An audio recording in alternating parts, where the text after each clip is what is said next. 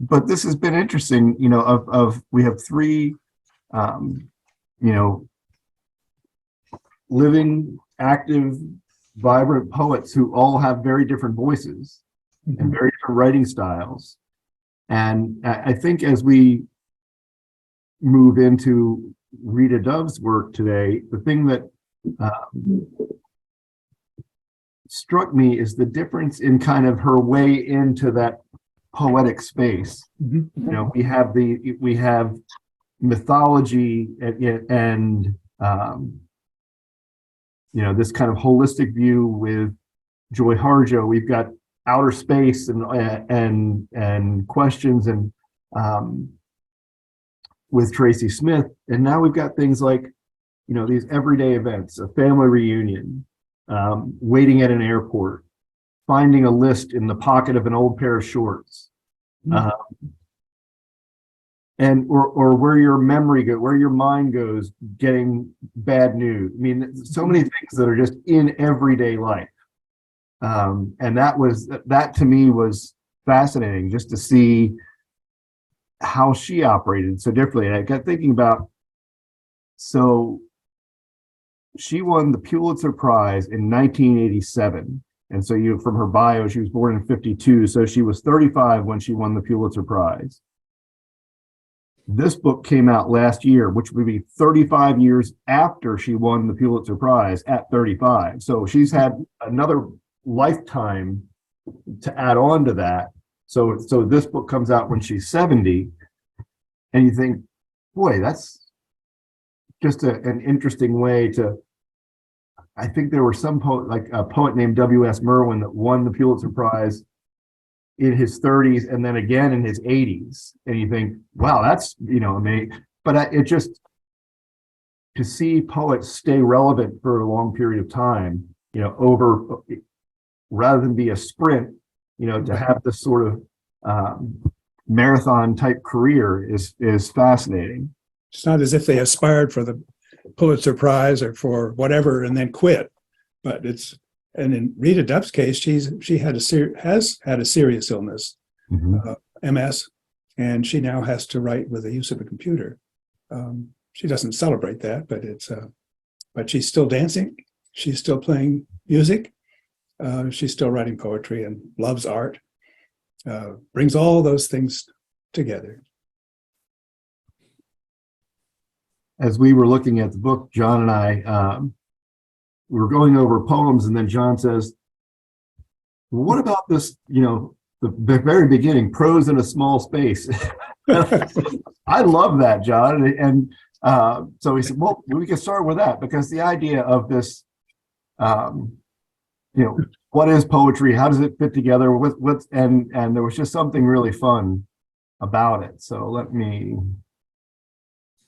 It's on page 1. That's right. All right. I think Great. I'd be curious how many of you have had a chance to read it. There it is. All right. Everybody have it on their screen? Yep. And in the book. And John, do you want to flip-flop paragraphs? You Sure. start? Yeah, I will. I'll start. Prose in a small space. It's supposed to be prose if it runs on and on, isn't it? All those words, too many to fall into rank and file, stumbling, bare-assed, drunk, into the field reporting for duty. Yes, sir. Spilling out as shamelessly as the glut from a mega-billion-dollar chemical facility. Just the amount of glittering effluvium it takes to transport a little girl across the room. Beige carpet, thick, under her Oxfords, curtains blousy with spring. Is that the scent of daffodils drifting in? Daffodils don't smell, but prose doesn't care. Prose likes to hear itself talk. Prose is development and denouement, anticipation hovering near canapes, lust rampant in the antipasto, e.g., ergo, a silver fork fingered sadly as the heroine crumples a linen napkin in her lap to keep from crying out at the sight of Lord Campion's regal brow inclined tenderly toward the wealthy young widow. Prose applauds such syntactical dalliances. Then is it poetry if it's confined? trembling along its axis, a flagpole come alive in high wind, flapping its radiant sleeve for attention. Over here, it's me. While the white spaces, air, field, early morning silence before the school bell, shape themselves around that one bright seizure. And if that's so, what do we have here? A dream or 3 paragraphs? We have white spaces too. Is this music? As for all the words left out, hanging, banging on the gates, we could let them go. But where would we go with our orders, our stuttering pride? So now if you didn't wonder what's the difference between prose and poetry, it's right here. Crystal clear now. Yes. I have to say, reading this first on a Kindle is the wrong way to go because the little screen makes it small enough that it looks like regular poetry. It cuts the sentences all in a row and completely screws up the point she's trying to make. Wonderful. I remember my aunt making fun of what poetry is, and she would read something. I was an English major at that point, and she said, "Well, I'm going to read you a poem." And what it was the chapter headings in a very long volume, and I was left stymied, trying to think, well, that's really sophisticated. I went on and on with this total nonsense. I got a good laugh out of it after she told me what she was doing. It's just extra modern stuff that I didn't really understand. But I love the line, daffodils don't smell, but prose doesn't care. That was great. So a little whimsy before we get into high seriousness. But Rita Dove, Interesting. both. I remember my mom's father loved poetry and he loved to recite it. And the ones in Robert Service is who he kept in his head. And he would always recite Robert Service. And every now and then the Ogden Nash line, just to keep people, on their toes, to say something, profound and witty and funny. And that's the hope, I think, that in this whole way of looking at poetry, that it somehow matters in our lives, whether it's whether we can look back on it and find its presence, whether we can talk about poetry in a contemporary way, or look forward and think, there's poems to be found everywhere we go, in where we work, and if we're walking the dogs, if we're watching a sunset, reading a book, that it's everywhere. And it can be serious and not serious at the same time. It can. I mean, John, I thought it was interesting to hear you read because you have this amazing voice and this gravitas, but she made you light and she made you laugh. And it was charming. Thank you. So we go from silly to not silly. We'll put back on the screen and move into, I thought her, opening up with Bell Ringer was quite a way to start. And I'll get us going with this one. So you have this beginning, I'm as true to that bell as to my God, Henry Martin. I was given a name. It came out of a book, I don't know which. I've been told that the great man could recite every title in order on its shelf. Well, I was born, and that's a good thing, although I arrived on the day of his passing, a day on which our country fell into mourning. This I heard over and over from professors to farmers, even dual-scarred students, sometimes in grand company, remarked upon in third person. A pretty way of saying more than 2 men in a room means the third can be ignored, as I was when they spoke of my birth and Mr. Jefferson's death in one breath. Voices dusted with wonderment, faint sunlight quivering on a hidden breeze. I listen in on the lectures whenever I can, holding still until I disappear beyond third person, and what I hear sounds right enough. It teases my mind. I know my appearance frightens some of the boys. The high cheeks and freckles and not quite Negro eyes, flaring gray as storm-washed skies back home. It shames them to be reminded. So much for the book learning. I nod as if to say, Uncle Henry at your service. Then continue on my way through the darkness to start the day. This is my place. Stone rookery perched above the citadels of knowledge, alone with the bats and my bell, keeping time. Up here, molten glory brims until my head's rinsed clear. I am no longer a dreadful coincidence, nor debt crossed off in a dead man's ledger. I'm not summoned, dismissed. I am the clock's keeper. I ring in their ears. And every hour, down in that shining, blistering republic, someone will pause to whisper, Henry. And for a moment, my name flies free. Wow. What an extraordinary poem. Oh, Where to begin? Anybody want to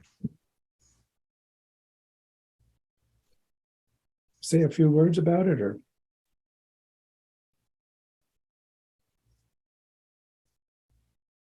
Like the way it starts out, seeming like it's more generic, talking about, an unknown great man, an unknown place. And just by the little details, gradually focuses in. It's like clicking the focus on getting your eyes tested. And, it gets a little clearer as it goes on. Mm-hmm.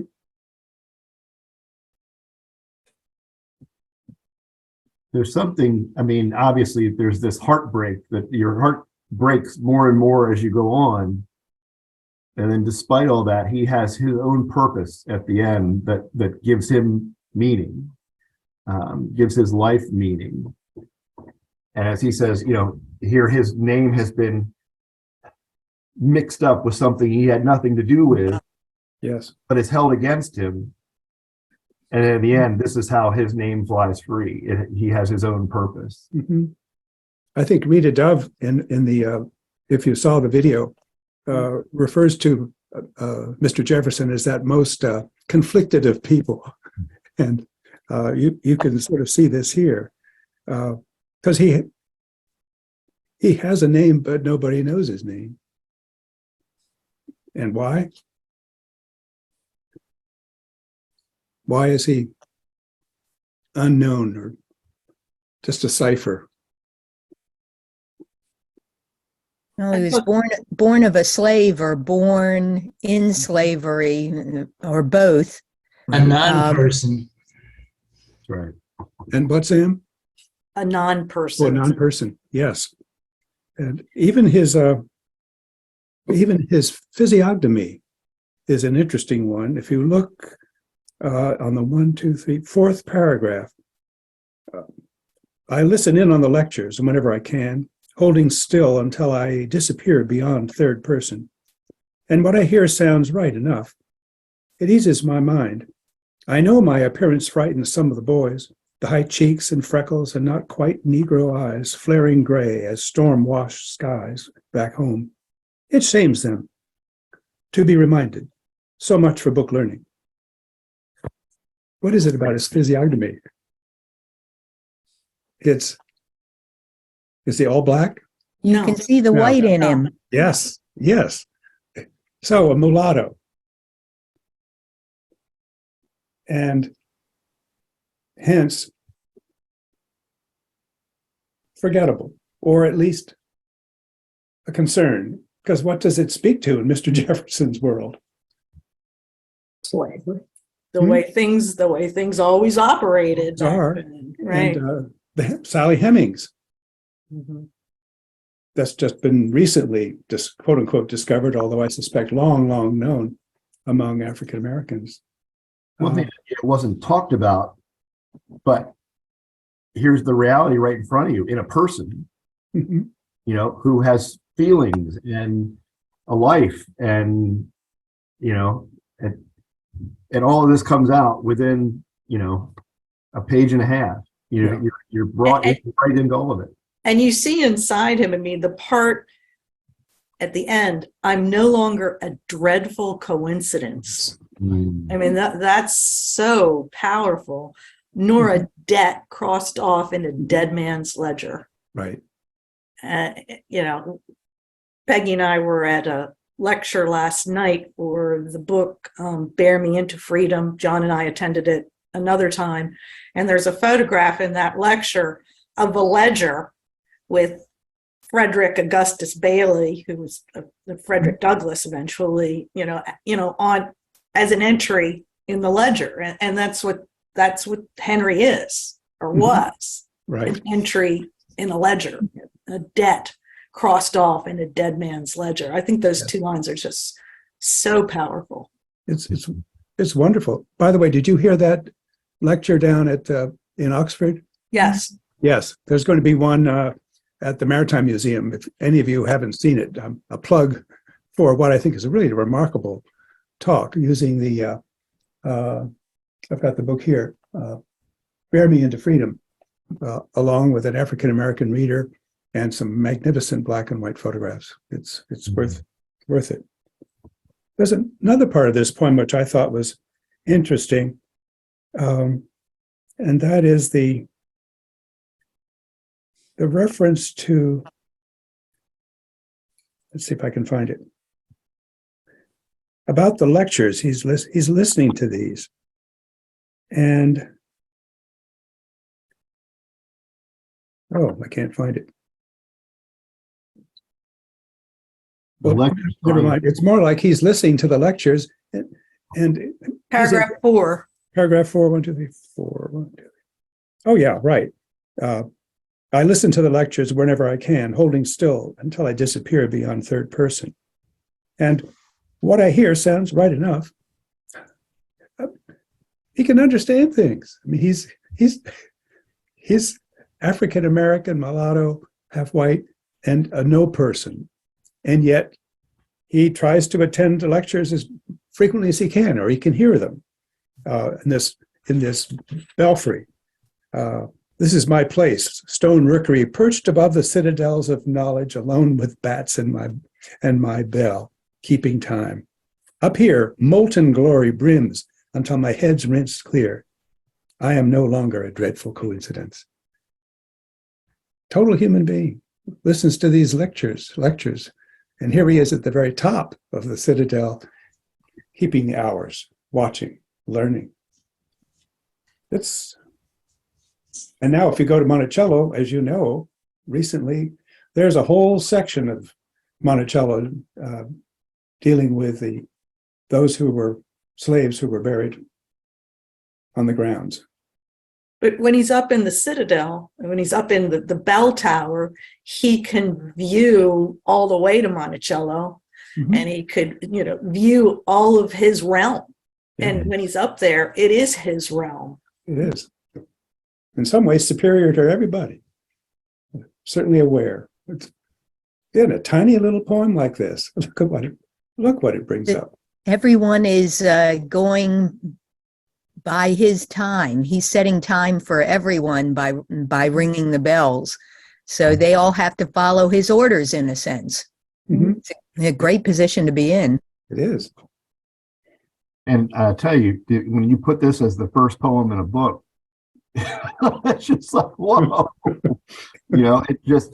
It bowls you over from the beginning, Mhm. and it also, in her way of finding so many different things that the poetry can spring from, so can it spring from a life lesser known, neglected, and create a scene here that just moves you.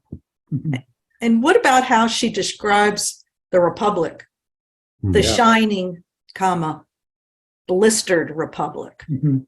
Yeah. So she shows us, Yes. it's not all happiness here. Yeah. It's blistered. Look at it.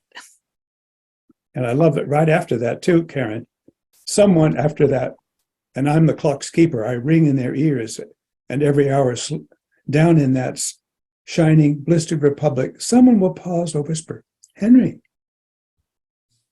Who's the someone? It's someone knows who he is. It's got a name. Henry Martin, in fact. Goodness. What a way to begin. After that humorous little thing about poetry and prose, here we have an extraordinary poem, I think. I think you all can see it too. Absolutely. The next one is Family Reunion. And It's that's on page 8. 8 and 9. Yeah, it goes over to 9.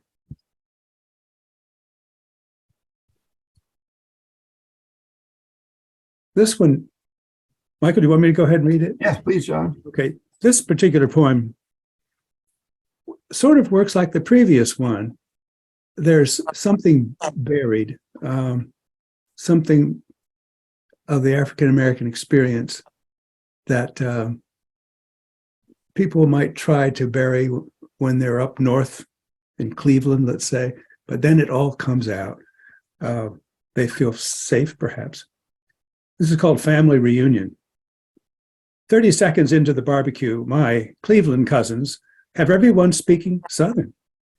Broadened vowels and dropped consonants, whoops and caws. It's more osmosis than magic. A sliding thrall back to a time when working in the tire factories meant entire neighborhoods coming up from Georgia or Tennessee, accents helplessly intact, while their children, inflections flattened to match the field they thought they were playing on, knew, without asking when it was safe, to roll out a drawl, just as it's understood potluck means resurrecting the food we've abandoned along the way. For the sake of sleeker thighs, I look over the yard to the porch with its battalion of aunts and wavering ranks of uncles at the grill. Everyone else, hordes of progeny, are swirling, and my cousins yakking on as if they were waist deep in quicksand. But like the books recommend, aren't moving until someone pulls them free. Who are all these children? Who had them? And with whom? Through the general coffee tones, the shamed genetics cut a creamy swath, Cherokee's burnt umber transposed onto generous lips, a glance flares gray above the crushed nose we label anonymous African. It's all here.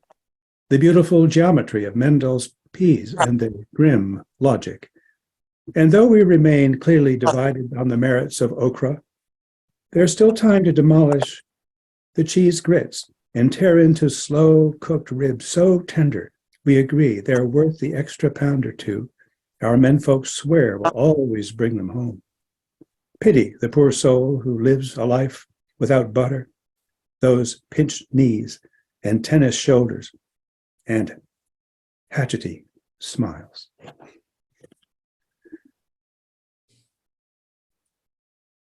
Anybody's thoughts?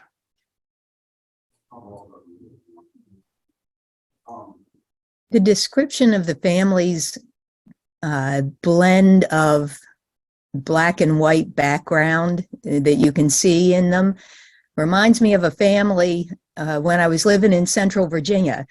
They were black, but they had blonde hair when they were kids, and the whole family had green eyes. They were the most beautiful people I've ever seen in my life. It was an absolutely stunning family. And they were harassed mercilessly from both the whites and the blacks because they were kind of a reminder all the time. It was like they just got under everyone's skin. And those poor kids, they just had such a hard time. But beautiful, oh my God, they were so beautiful. Oh, that's wonderful. What a great example. But you look again at her language, the shamed genetics cut a creamy swath. She reminds us, yeah, we look different, but guess why? She doesn't want anybody to get away with this. I don't want to be misunderstood here. We all have these genetic traits, but guess why? Don't guess, I'm telling you. Right. Mendel's peas and their grim logic. Yes. Oh God. Yes. It's so unspoken. and yet it's pretty clear. And don't you love it when these people from the South come up and they meet their cousins in Cleveland, and even the Cleveland people can't keep their northern accents, perhaps, and have tried to bury it. Then it all comes out. It's And they so all have the easy. same It's food. so easy to do that. I find that when I went to school in the South, Mhm. and when I'm around my friends who speak that way, doesn't take a minute. And I'm right there. Well, I'm kind of with you, Karen. I went to school in southern Baltimore, and really, but everybody thought I had the most southern accent, but they were all from New Jersey and New York and all that. So, but I thought the part about the accents was telling, because you do when you get with your comfort people, it just comes out. And but the hard thing was while their children inflections flattened to match the field they thought they were playing on. I was like, oh, they couldn't be who they really were. They had to fit in. Nice. And they thought they were going to be treated fairly with that accent. They thought that they were going to be able to fit right in if they had the right accent. But guess what? Right. Nope. There And is no level playing field. And they knew without asking when it was safe to roll out a draw. It's Right. not even safe Mhm. to speak the way is natural, Mhm. as we know.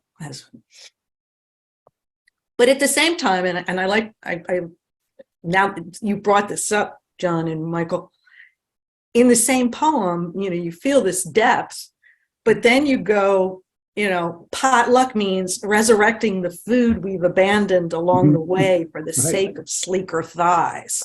Wow. Oh, there's a lot of racism in that. It's amazing. I didn't see that. I just saw that as, I think maybe it's a woman thing, Mhm. but, you resurrecting the food Yeah. that, with all the fat and the butter, There's so woe much. to those that don't eat butter and fried Right. things, etc. But I take that back. That's what I meant is that in the background here, there is when they can be themselves, then they can eat anything and eat the things they really like. Unlike people maybe who are worried about their weight and so on. They the refuse- ones with the pinched knees, Yeah. and the tennis shoulders. Yes, them. But it's the whole poem is this balance of comfort and caution, right? I mean, you're kind of back and forth here. And then, so she goes into this kind of the things that you're not supposed to talk about. And then we go back into the merits of okra, Mhm. cheese grits, slow cooked ribs. And I let pity the poor soul who lives a life without butter, and it's just there, you go back into this wonderful comfort of Sure. feeling like you're at this family reunion. Soul food. Mm-hmm. But I love the statement, anonymous African. It's all here.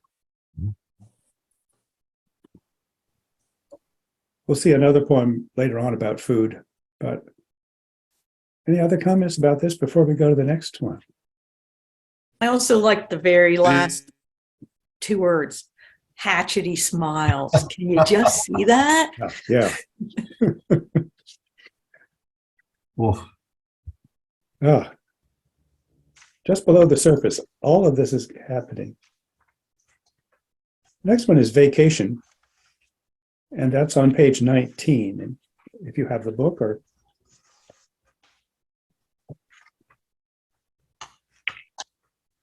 all right. Anyone would like to read it? You don't want to, Michael and I don't want to dominate, but if We're someone. happy to read, but if anybody would enjoy reading, that'd be great too. I'll read it. Great, Suzanne. Vacation. I love the hour before takeoff. That stretch of no time, no home, but the gray vinyl seats linked like unfolding paper dolls. Soon we shall be summoned to the gate. Soon enough, there'll be the clumsy procedure of row numbers and perforated stubs. But for now, I can look at these ragtag nuclear families with their cooing and bickering, or the healed bachelorettes trying to ignore a baby's wail, and the baby's exhausted mother waiting to be called up early, while the athlete, one monstrous hand asleep on his duffel bag, listens, perched like a seal trained for the plunge.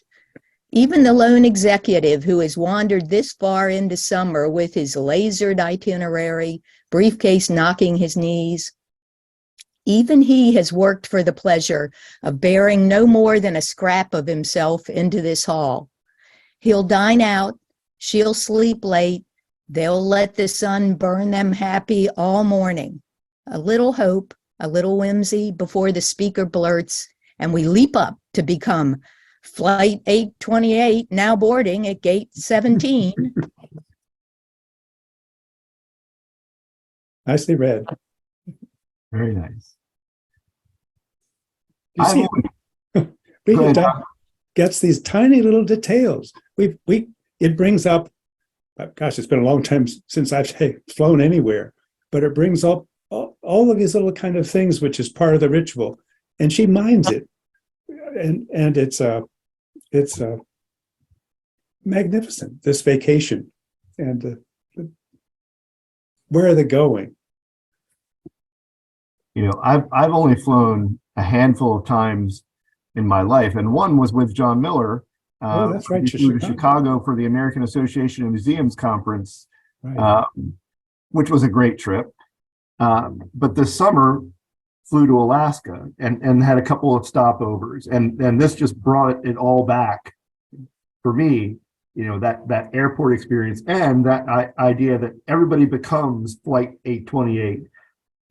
I can remember being at the airport from Alaska to Minneapolis or vice versa, and you're like, oh, they were on our flight.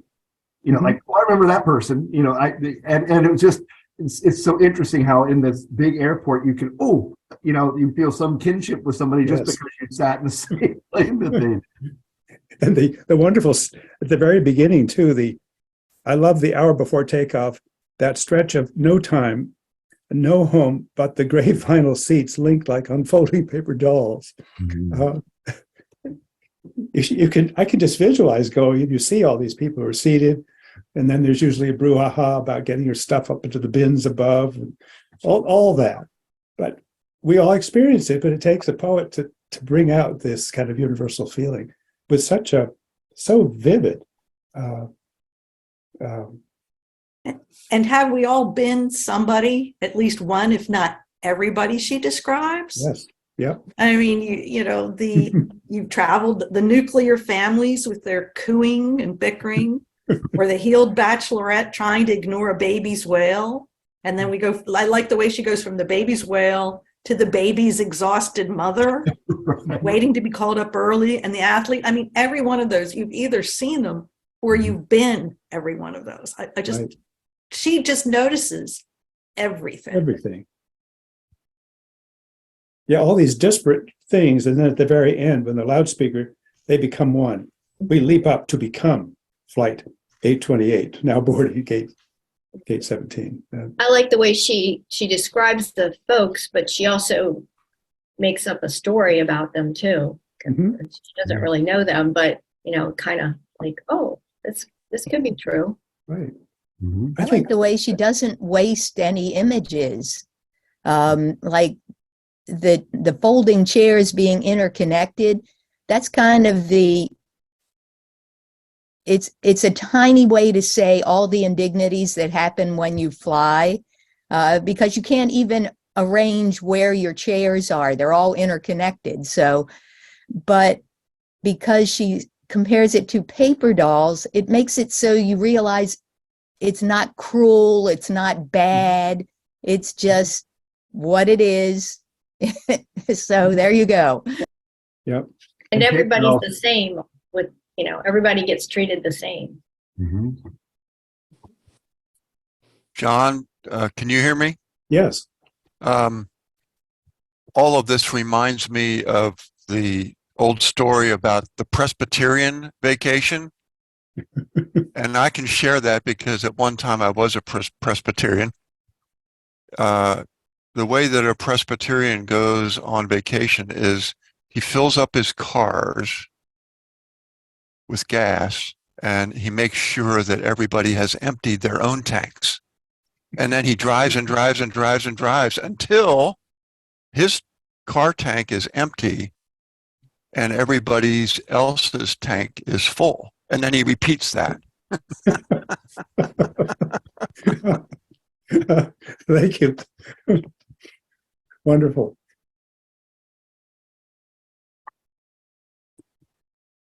All right. Anything else people would like to say about that? It's in keeping, isn't it, with some of the ones we've already seen. Taking a little detail and then all of a sudden we realize something bigger here.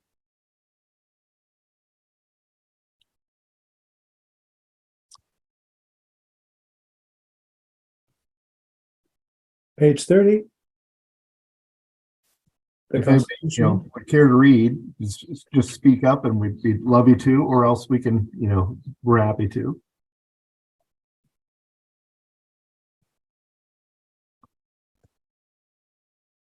Michael, why don't you read it? Sure. A day like this, I should count among the miracles of living, breath, a heart that beats, that aches and sings, even the ecstasy of thirst or sweat peppering my brow, fanned by the mercurial breezes crisscrossing this reserve, our allotment on earth. Why then am I unhappy when all around me the human pageant whirs? This much I can do for my lost, my sweet and damaged tribe. Each morning I pace the tattered verge of their most serene republic, patrol each canal's fogged sibilance, chanting a day unlike all others. And then I count it, and the next, God willing, and each day thereafter, as a path free of echoes, a promise with no perimeters, my foot soles polishing the scarred stones.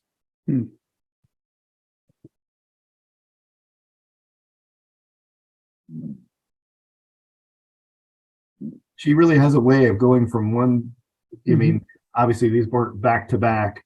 That was on page 30 and 31, but she spans a lot of subject matter, a lot of tone, a lot of,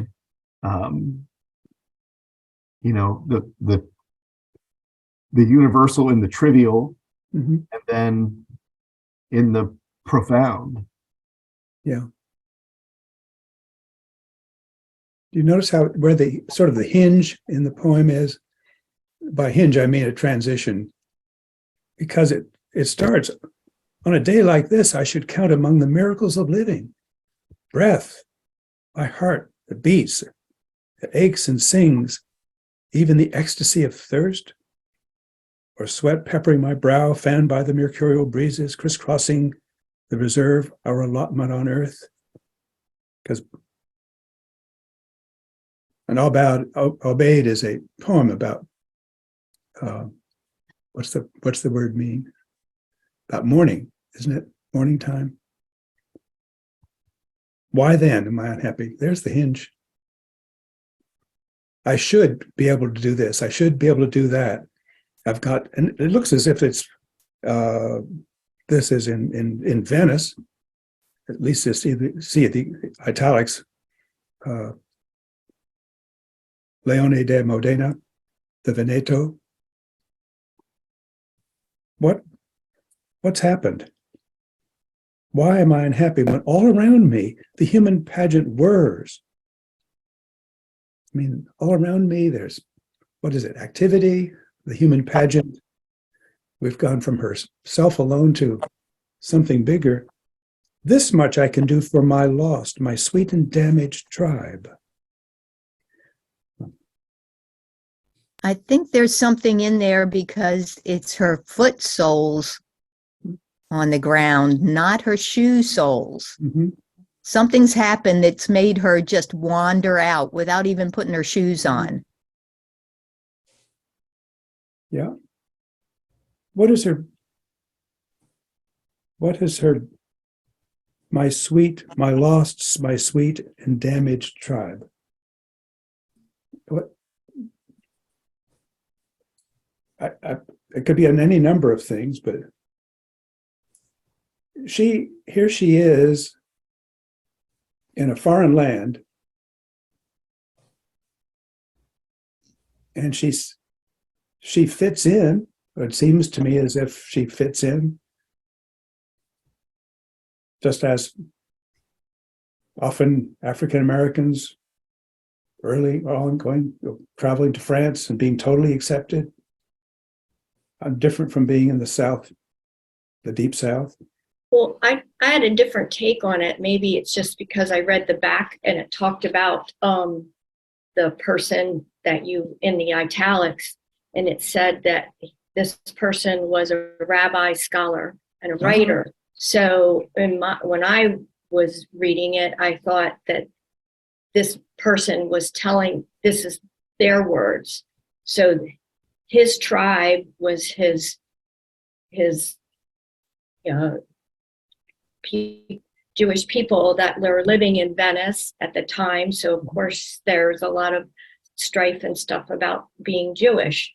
So that's my take on it. So. Well, good sleuthing, Peggy, because I didn't look at the back. Yeah, that takes a whole different meaning.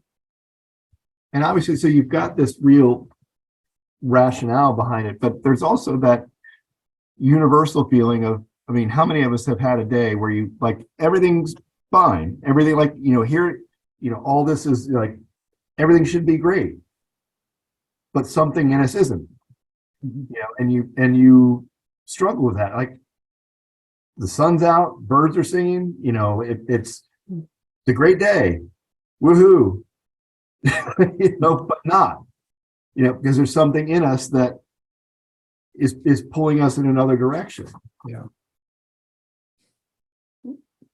Which is why unhappiness is encroached on this otherwise beautiful day.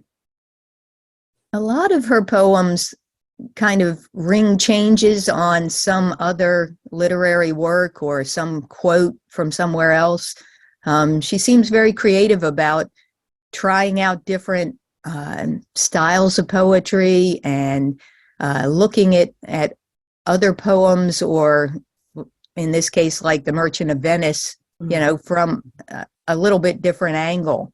And it's kind of a relief, because a lot of contemporary poets, it's almost like they want to hide the training that they've had and the background they've had in English. They want to have their personality in the front and their scholarship kind of as a foundation that you don't necessarily see all the time. Mm-hmm. That's like she was talking about all the research that she did on the YouTube link that you gave us. I thought that was fascinating. But I agree with you, Suzanne. I like to hear, she uses tries on so many different voices. Mm-hmm. But back, in this poem, we still get, each morning I pace the tattered verge of their most serene republic. So it's back to, what was it, the shining, blistered, whatever we just talked about in the other poem, and now we're at the tattered verge. And I think that use of language really just says it all. And I was like Peggy, I was taken back to The Merchant of Venice as well. I mean, you could just see it. The last three stanzas. I patrol each canal's fogged sibilance, chanting a day unlike all others. And then I count it, and the next, God willing, and each day thereafter as a path free of echoes, a promise with no perimeters. My foot soles polishing the scarred stones.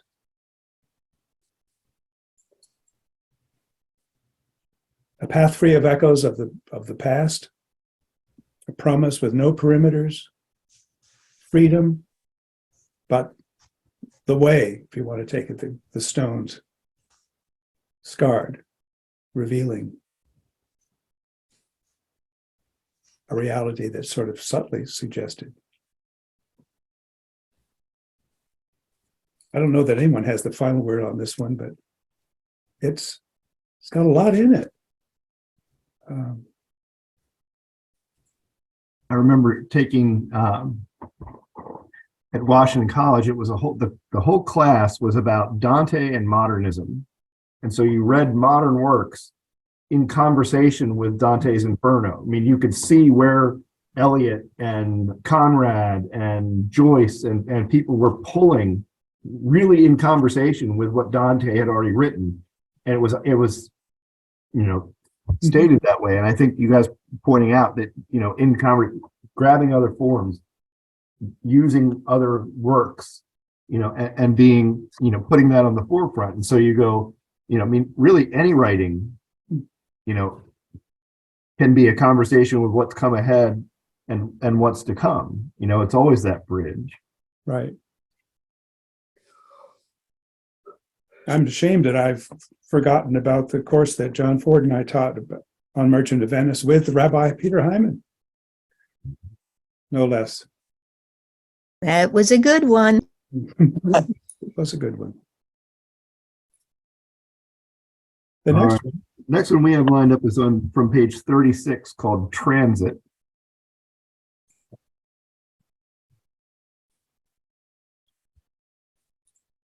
May I read this one? Yes, indeed. Absolutely.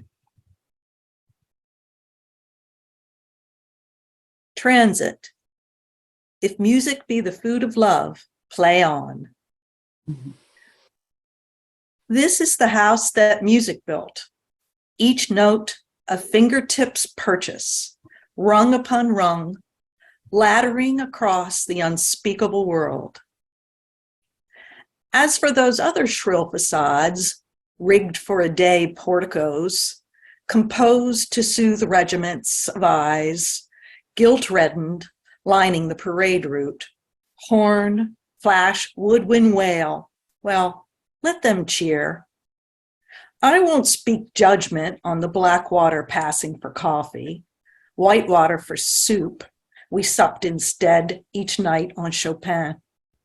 Hummed our grief-soaked lullabies to the rapture rippling through. Let it be said, while in the midst of horror, we fed on beauty. And that, my love, is what sustained us.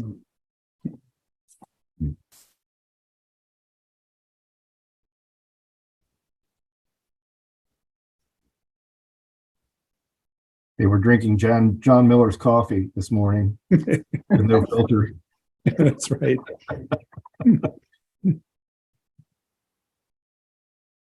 Phew. Any thoughts about this poem? I think that last stanza is incredibly powerful. Yeah.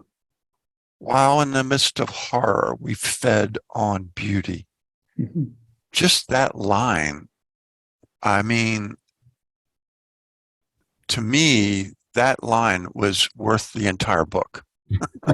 Mhm. I really believe, I felt it in my heart and in my soul and in my mind. It just was so incredibly powerful. It was like, taking a course where you feel like you're drinking from a fire hose. It just bowled me over. Yes. I think Karen talked last time about those lines that just grab, and that's absolutely, if there's a more powerful one in the book, I don't know what it is. There are a lot of great lines, but that stanza, you're right, just hits. It's also something else I just noticed, Howard, and it's that next to the last paragraph, We supped instead each night on Chopin, hummed our grief-soaked lullabies to the rapture rippling through. Let it be said, while in the midst of horror we fed on beauty, and that, my love, is what sustained us. So it's being, it dawned on me it's being addressed to somebody. Am I correct? An unidentified, and that, my love, or is it us? There is no wrong answer, John. No, it's true. Well, I but love- this idea, I'm sorry, go. this idea of what sustained us, there is food and then there's food. Yeah. Yes, there's coffee and then there's coffee. Right. I love There's a- the language of fingertips purchase. Mhm. She used that in another poem, the one that on the YouTube about the African American violinist and composer. But just that, the playing, she talked about him playing the violin, the fingertips purchase, just that I can just see it, that one moment of where you fingered the violin and you got this incredible note. I mean, just her language just is crazy beautiful. And all that goes into that note, all the practice, all the thing, that your fingertips have been worn down from. Go ahead, Peggy. Just reading this and then reading it again, and seeing what was written at the bottom for the survivor of the concentration camp. The images that that I see in my head when this was being read, of the eyes guilt reddened, lining the parade route of probably all these people that are being pushed out into the camps, and so this person who is writing or telling us this has experienced this, and they are, as you have talked about, how music and the beauty and music was the food because they didn't get the food. But I mean, maybe it's just so obvious that I'm just saying something so powerful, but it just is images of maybe some of the clips of the old Right. newsreels or something are passing through my brain. But even in the midst of all that horror, there was these people found hope and beauty because the music was there. So I just thought this was just awful. Yeah. Sorry. I mean, awful as it just was so vivid. And this is one of, I think there's several other poems dealing with the Theresienstadt concentration camp later on in the book, if I recall correctly. There's a piece of music of children's poems were written in Theresienstadt. And it's one of the most beautiful things I've ever read in my life. I never saw a butterfly. Yeah.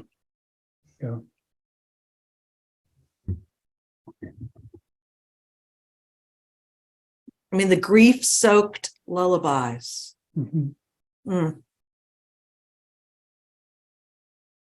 It's wonderful talking about these poems with all of you because you're bringing up things I didn't see. It's easy to read through it quickly and go to the next page, and then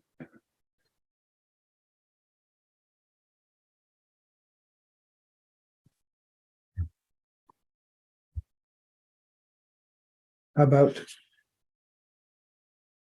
Well, isn't that one of the things that we go to poetry for? It kind of, it shucks you. It takes the shell off. And, if you do that around some people, different people will uncover different things as they go along. So Yeah. Absolutely. If you're just alone, it's like I don't know whether you do this, but every once in a while I find a poem in the New Yorker magazine that I really like. And what I want to do is share it with someone. I want to read it aloud to Emily or read it aloud to somebody. Not to myself, but whoa, look at this. It kind of forces a community on you, even if it's a community of two. And it's also timely. It seems like all these courses we take with you are timely, but they talk about the unspeakable world. Yeah. The unspeakable world. I think that's so powerful. I mean, and in this context that Peggy pointed out, what we're talking about, but also today, Yeah. Yes. This unspeakable world, this whole, this horror that's going on. A war that's going on, but in the midst of the horror, please remember to feed on beauty. John is also just giving everybody a warning. If you see him at Piazza, you might have poems read to you after you walk by. So be careful. Yeah, that's true. Some people think I'm writing poems. Alas, not so. And John, we found the next one is one that John, it's short. We can just throw it up there. And so from the spring cricket section on 52.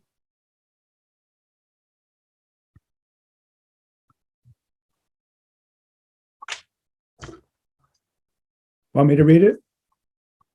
Or do you want to read it? Go right ahead, John. Tired of singing for someone else, tired of rubbing my thighs to catch your ear.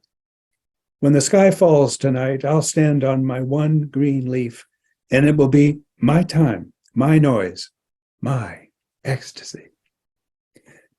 This has to be seen in the context of a few other cricket poems here. There's one called The Spring Cricket Repudiates Its Parable of Negritude. The spring cricket considers the question of negritude. Sometimes the cricket trying to climb up and get up falls down. And here we have this insect, a little outburst, personified, isn't it? Tired of singing for someone else, the cricket singing for someone else. Tired of rubbing my thighs to catch your ear. When the sky falls tonight, I'll stand on my one green leaf, and it will be my time, my noise, my ecstasy. What a wonderful, tiny little piece, and a personified cricket. Does that go back to the bell ringer? I think, well, As in, it's yeah. my name flies free? I mean, Mhm. he was in control there. Yes. Yeah, good. Isn't this wonderful? How the connections here. I don't think I'll ever say night again. I will say when the sky falls. It's Oh, that's a great one. beautiful.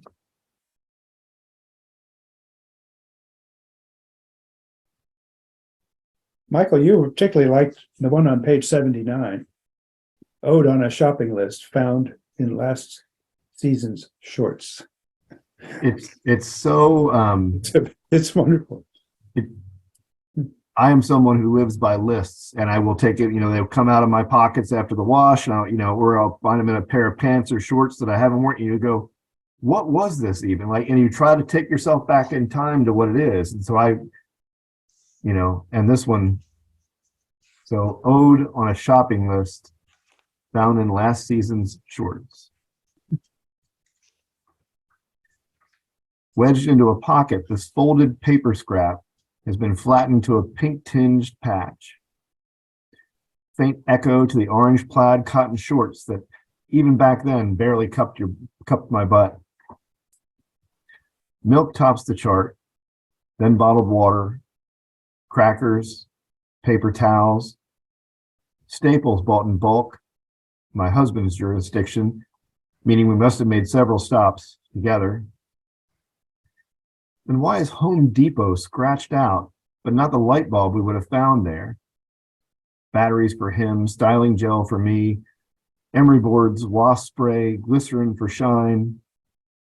What contingencies were we equipping for? Why were we running everywhere at once? And now I see it. Ritter Sport, Almond Joy, Mars bars, and Nico's for my father, or for the father whose ravenous sweet tooth was not what finally killed him. In the summer of that last birthday, who could have known there would be no more road trips to buy for, no place to go but home? I'll never wear these shorts again.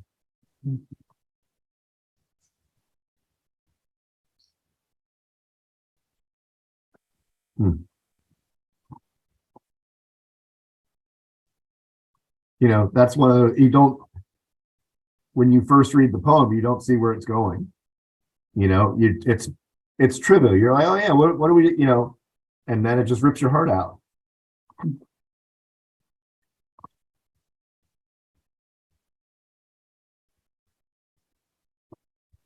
But you know, it's funny. It is an archaeological dig.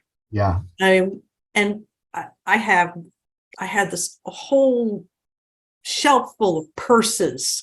It's like, you know, fashion history on this shelf, and I haven't been able to get rid of them. And then about, I don't know, 3 months ago, Peg, I decided, okay, it's time. These things have to go. Somebody can use them.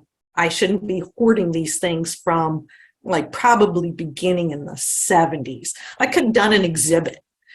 And cleaning out those purses was my history.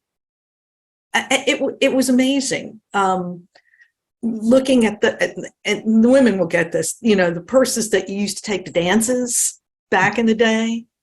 And I'd find the ticket to the dance, or the black purse that had the program or the prayer card from the funeral, or like in this poem, you know, a receipt from a credit card, or a ticket stub, or an old lipstick that I used to wear all the time and couldn't bear to throw away, but you know the bacteria that was living in that thing.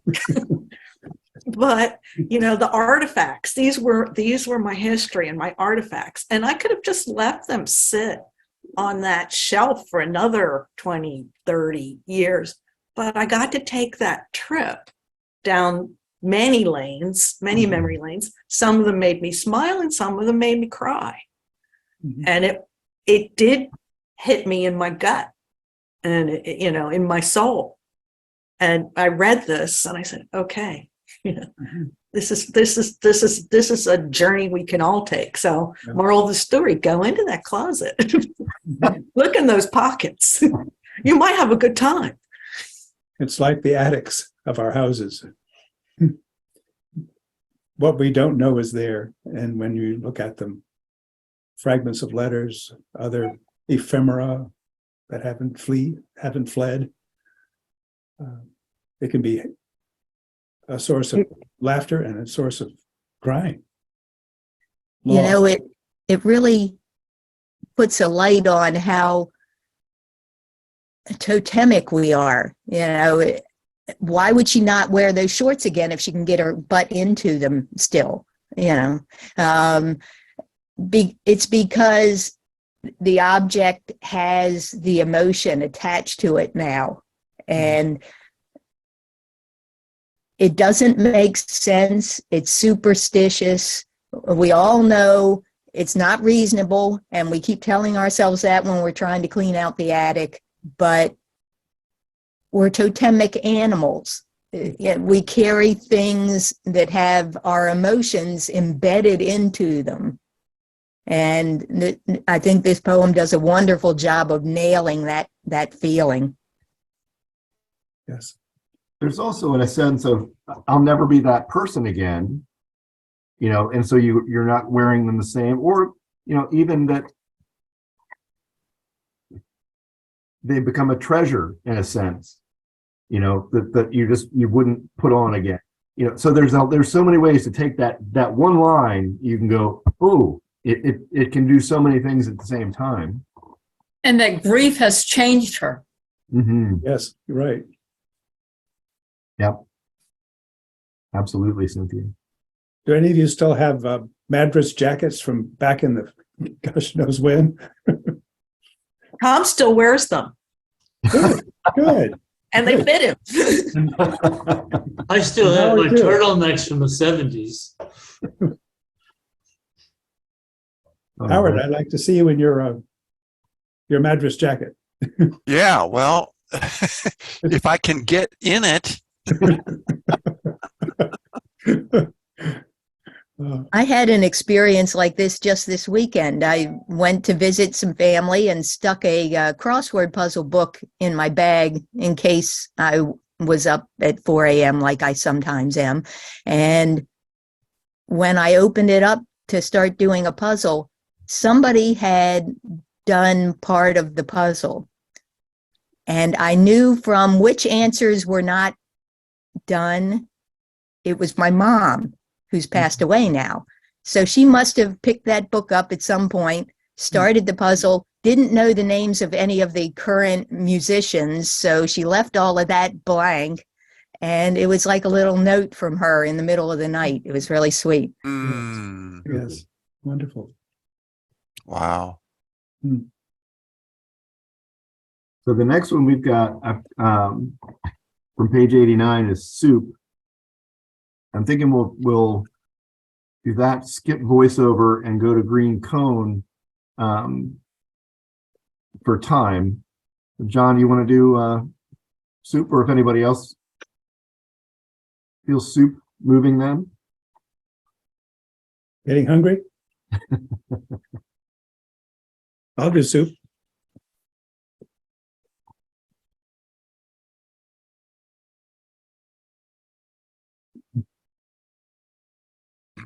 When the doctor said, "I've got good news and bad news," I thought of soup. How long it had been since I had had the homemade kind, the real deal, where you soak the beans overnight and everything is apportioned in stages. First the onions and meat, browned in oil, then the broth added for hours of simmering, all that saturated glistening scent, stoking the house with memories. The Jewish boy I kissed until we both sank to our knees in the grass. My mother's frown as she plucked weeds from my hair. Oh, my mother will die from this. My mother, whose soup is the best, even though it was always oversalted because it was labored over. It was ladled out, unconditionally, tendered sweetly, without consequences, a non-judicial love. And was always soup. I got first thing in the sick bed. And there's the way tomatoes are added at the last moment. But the minor vegetables, peas and corn and tiny diced potatoes, come in 30 minutes before that. And how the spices, the spices, are to be doled out sparingly, then waiting to see how strong they'd become in the brew, their hidden aptitudes unlocked only by time and the heat of a burbling mélange. And the way my apron always got stained, but I wouldn't wash it, proud of the mess for once, making mistakes, sloshing and dripping.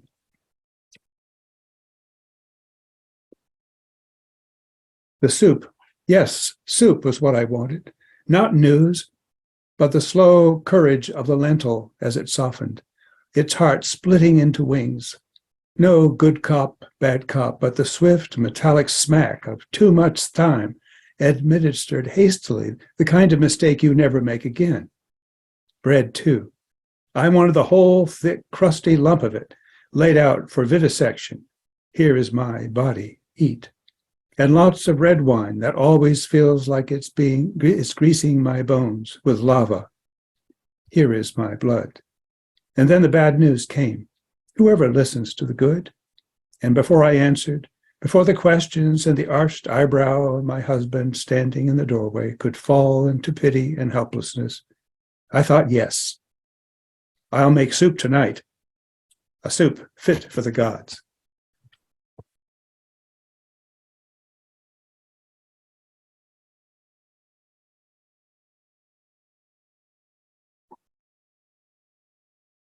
Our search for comfort is always there. Yeah.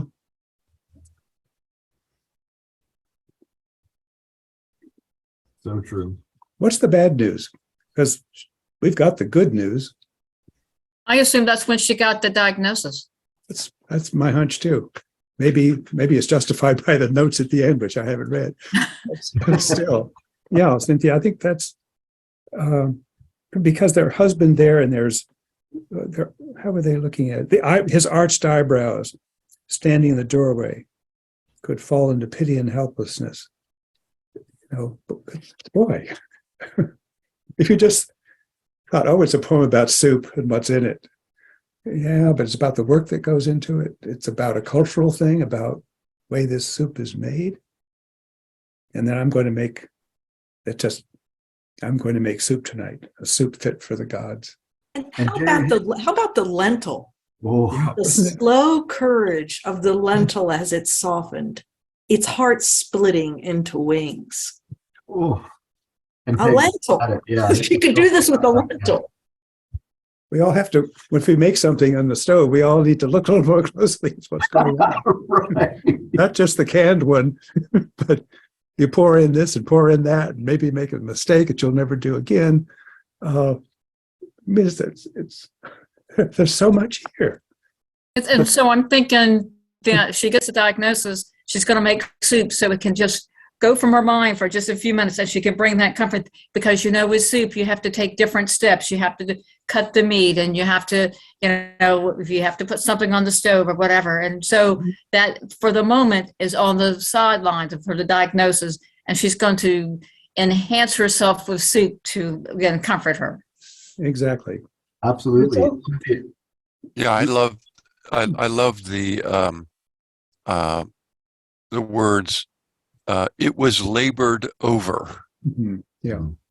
To me, that's just so powerful, in the sense that,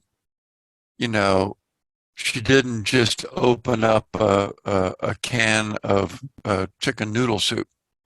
She labored over this with love and, Yes. It's the and love passion. with it, And yes, that not only is comfort everywhere, but love is everywhere. Yes. Mhm. Labor of love. And it's got a Eucharistic note in here too. Yes. And which makes a whole other potential meaning in this. I'll make a soup tonight fit for the gods, but bread too. I wanted the whole thick, crusty hump of it, laid out for vivisection. Wow. Here's my body. Eat. And lots of red wine that always feels like it's greasing my bones with lava. Here is my blood. And then the bad news came. Whoever listens to the good? And before I answered, before the questions in the arched eyebrow of my husband standing in the doorway could fall into pity and helplessness, I thought, yes, I'll make soup tonight, a soup fit for the gods. But there's, as Cynthia and Jerry pointed, there's this comfort in the soup, but there's the comfort in the memories of it. I mean, she's going back, she's getting this news, and she's going back into memory, going back into these wonderful memories and thoughts that the soup is what brings up. But it's another aspect of comfort. I don't want to hear this right now. Mhm. I'm diving back into these memories, to this place that I want to be in, not what I have to hear right now. Yeah, I like the fact that both soup and communion bring people together. Yeah. Yes. And big G and little g for God. Yep. She did that. Yes. And both of them bring you comfort, soup and communion. Mhm. It reminds me a little bit, going back to family reunion, about food, Mhm. the culture of food. And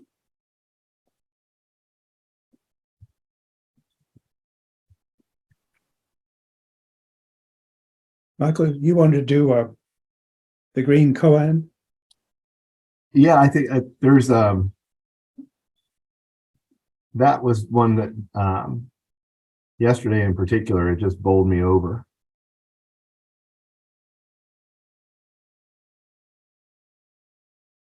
Anyone care to give a go of it? What page? Oh, I'm sorry. It's on page 100. Thank you.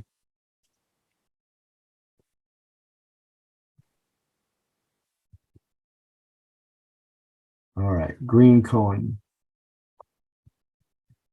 That the mind can go wherever it wishes is a kindness we've come to rely on. That it returns unbidden to the soul it could not banish and learns to thrive there is life's stubborn mercy, given to soften or harden us as we choose.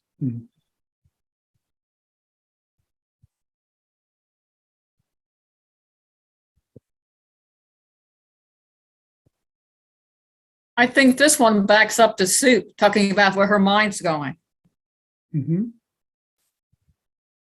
Yes. Yeah, that's so true. And that just struck me when it was read. I go, where was her mind? And then then this one I think is just so.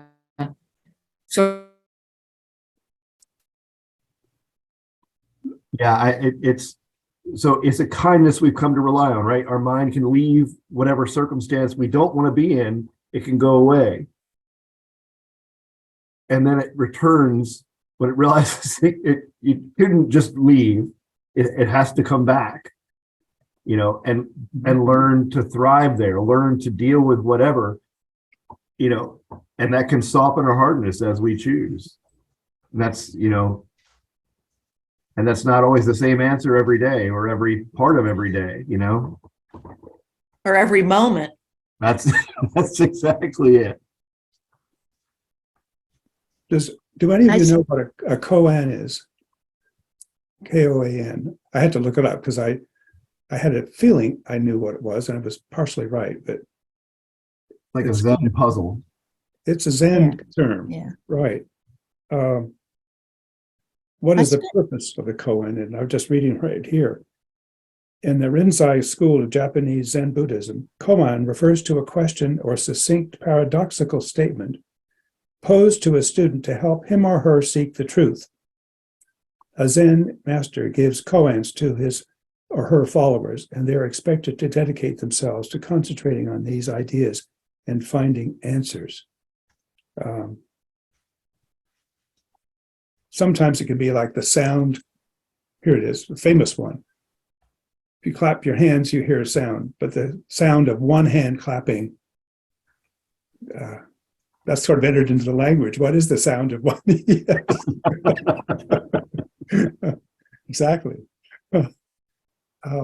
It's to get your mind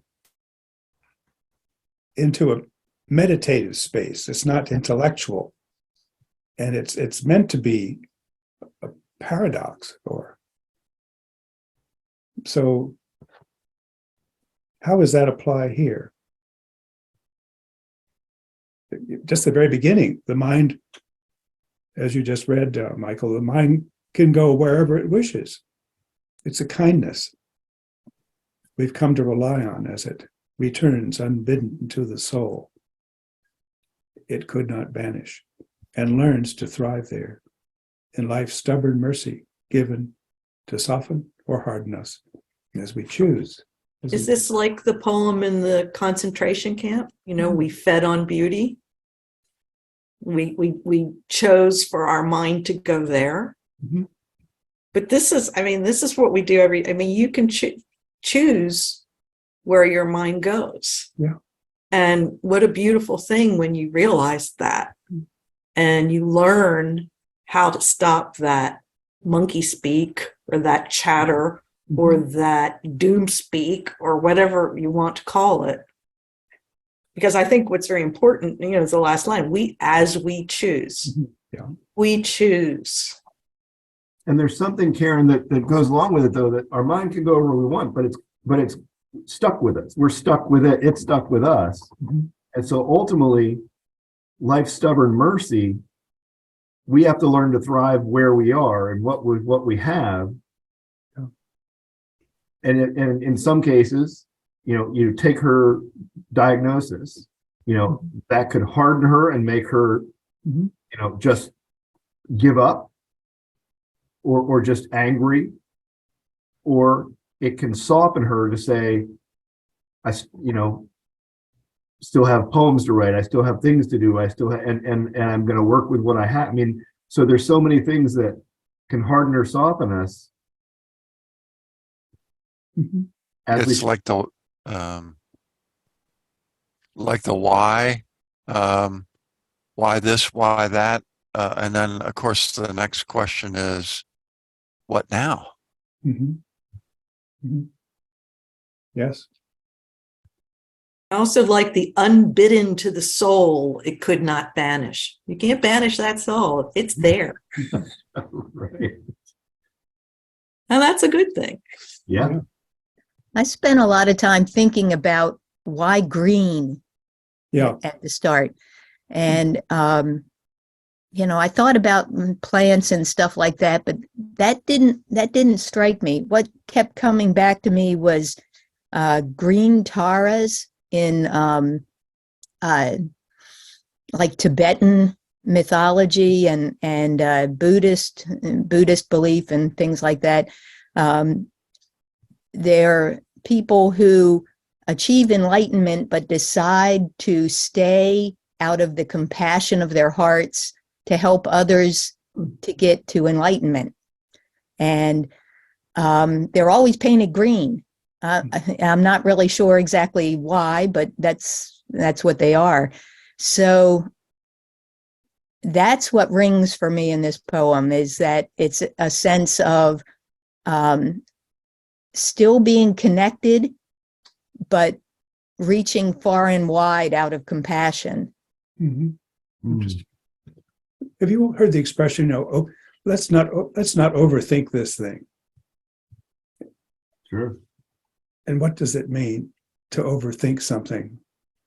I've heard it, I've said it, and I know what did I mean when I said it? The hell were you talking about? Yes, it could be even. I remember students when I was other teaching, they would say about a poem, and they're saying you're reading something into that. In other words, from their point of view, they didn't see it. And so I was reading stuff into it or overthinking it. Look, the poem says X, Y, and Z. It's clear. Well, as we found out today, it's not always that clear. But a young high school student would say, Mr. Miller, you're making that up. You're overreading it. You're thrusting upon it something ain't there. Touche. But what a wonderful poem this is. Given that we almost have no time left. So we've had 3 weeks of, very different poets and very different discussions, but I've loved the things that have come up in just everybody's different ways of reacting to and reading into and overthinking, which it strikes me you also can't do in poetry. There is, the more you think on it, the more you get out of it. Yeah. And I hope the idea that the poetry matters idea, each of the poets we looked at, poetry is their life. It's a life force for them. It's a channel for them. It's a way of dealing with grief, a way of expressing joy, a way of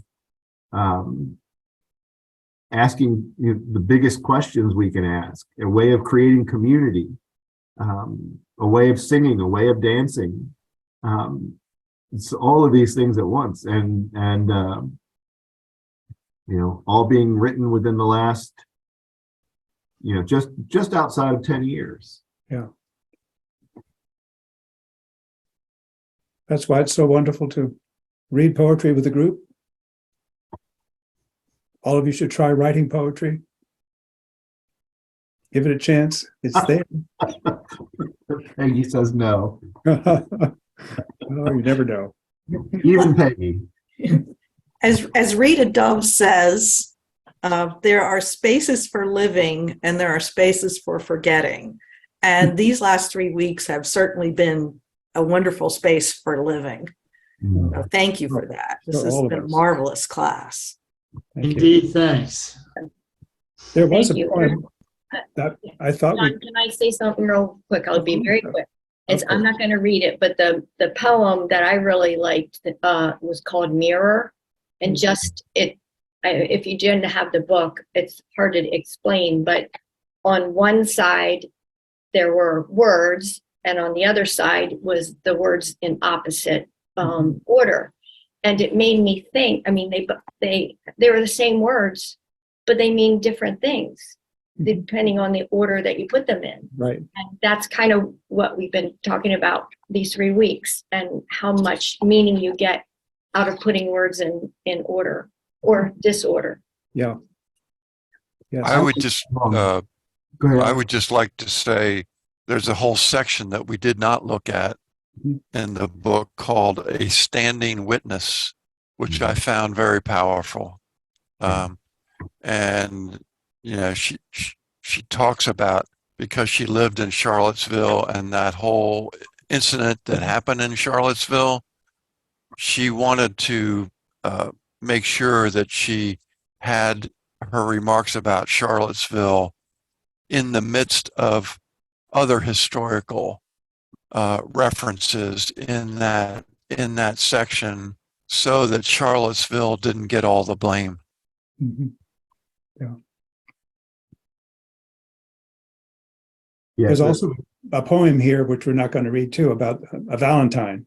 I can't remember what page it's on, but I thought, given that that day is almost here, you all ought to take a look at it. I'm pretty sure it's in the book, even though I don't remember the number. there was a spring cricket Valentine. That's it, probably. But Peggy, at that mirror poem, I was totally blown away by too. I'm not sure how, I wasn't sure how to put it in a way that you could, I mean, you'd see it, but it hard to read in that way. But boy, it just hits you. Yes. There it is. Yes. There's also probably, you all know there is a type of poem which is called a shaped poem. And that mirror one is sort of like it. But if you're a poem, if you want to write a poem, or a poem about a fish, might be shaped in the verse would be right in the outline of the fish. It's kind of a joke. Some of them are good, some of them are done just to be for fun. But I think this one that you just showed us, Peggy, again, it means something different how you read it. Yeah. Not the tone of voice, but where do you start it and where do you end, and it becomes like a hall of mirrors where you see your reflection going on and on and on, and maybe becoming faded with each one further and further away from the original object. Well, thank you all. Thank you. Thank you. Thanks so much. Thank you. Thank you. Everyone And was awesome. Thank you.